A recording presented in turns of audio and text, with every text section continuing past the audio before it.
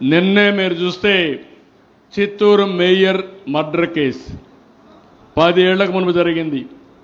17/11/2015లో Chittoor mayor ఆఫీసులో ఉంటే కొంతమంది పోయి అతి దారుణంగా భర్త మేయర్ ఆయన భార్య ఉంటే ఇద్దరిని అక్కడికక్కడ చంపేశారు. 10 ఏళ్ళు అయింది. నిన్న ఒక తీర్పు ఇచ్చారు 31 అక్టోబర్ 2025లో చిత్తూరులో కోర్టులో ఇచ్చారు. 5 మందికి మొత్తం ఎంక్వైరీ చేసి వాళ్ళందరినీ కూడా ఉరిశిక్ష చేసే పరిస్థితికి వచ్చారు.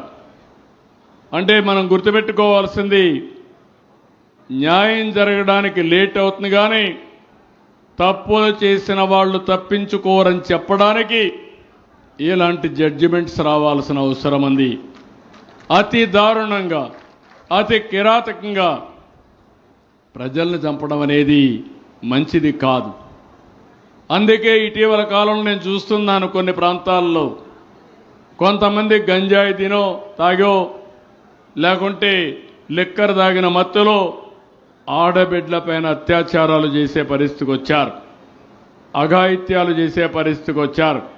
నేను వాళ్ళందరికీ ఒకటే హెచ్చరిక చేస్తున్నా, మర్యాదగా చెప్తున్నా, ఏ వ్యక్తి తప్పు చేసినా ఈ ప్రభుత్వ నిఘాలో మీరు తప్పించుకోలేరు. జాగ్రత్తగా ఉండమని మరొక్కసారి హెచ్చరిస్తున్నా.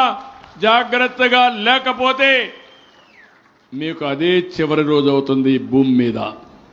అది కూడా